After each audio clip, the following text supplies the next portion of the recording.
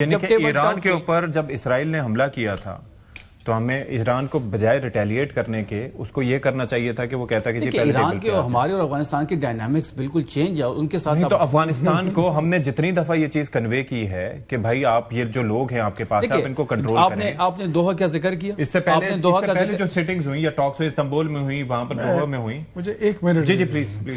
بات ایسی ہے نا شفیع صاحب اپنے محدود اس میں یہ لمیٹڈ ہو کے یہ آگے بڑھ نہیں پا رہے ہیں. مجھے یہ بتائیے جرگہ تو تب ہوتا ہے جب دوسرا فریق اس میں 2 فریق ہو یا 3 فریق ہو اور وہ سب اس پہ ایگری کریں کہ ہم نے جرگہ کرنا ہے. اگر کوئی فریق مان نہیں رہا تو آپ جرگہ کس کے ساتھ کریں گے؟ اور ماضی کے جرگوں کی بات کروں تو دوحہ میں جرگہ کس نے کیا تھا؟ آپ نے کیا تھا. وہ معاہدہ کس نے کیا تھا؟ آپ نے کیا تھا. وہ آپ کے معاہدے کو ڈس اون کرتے ہیں. تو میرے خیال میں لیم ایکسکیوزز کے لیے آپ کے پاس کوئی جگہ نہیں بچ رہی ہے. جرگہ تب ہوتا ہے جب دونوں فریق ایگری ہوں.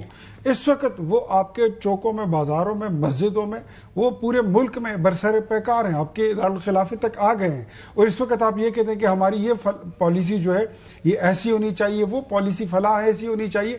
پالیسی دیکھیں ایک تو وہ چیزیں تب ہوتی ہے جب آپ مل بیٹھ کر طے کریں گے. وہ آپ کے ساتھ بیٹھنا نہیں چاہتے اور اگر بیٹھے ہیں تو انہوں نے راہ فرار اختیار کی ہے. وہ کوئی ذمہ داری لیتے نہیں ہیں. What option you have left کہ آپ اس پہ آگے چلیں گے اور آپ اس پہ کرتے ہیں؟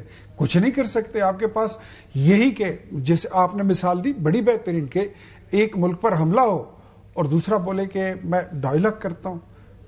کیسے ممکن ہے؟ کیونکہ ڈائلاگ بھی ہوتا ہے اس کے اندر position I am not criticising you but you need to understand کہ فرام پوزیشن آف اسٹرینتھ آپ ڈائلاگ کرتے ہیں.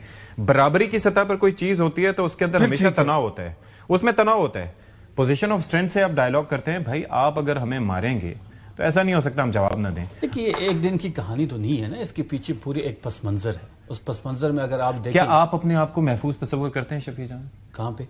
کوہاٹ میں, اپنے حلقے میں, اپنے علاقے میں. دیکھیے ابھی جو جاری جو دہشت گردی کی لہر ہے اس میں تو کوئی بھی محفوظ نہیں ہے. میں نہیں, کوئی بھی نہیں محفوظ. صرف کوہاٹ میں نہیں, خیبر پختونخوا میں, ایون آپ نے اسلام آباد میں نہیں دیکھ لیا. تو مجھے ایک بات, تو سیکیورٹی وغیرہ آپ کے ساتھ ہوتی ہوگی نا؟ کیا سیکیورٹی ہوتی ہے جی؟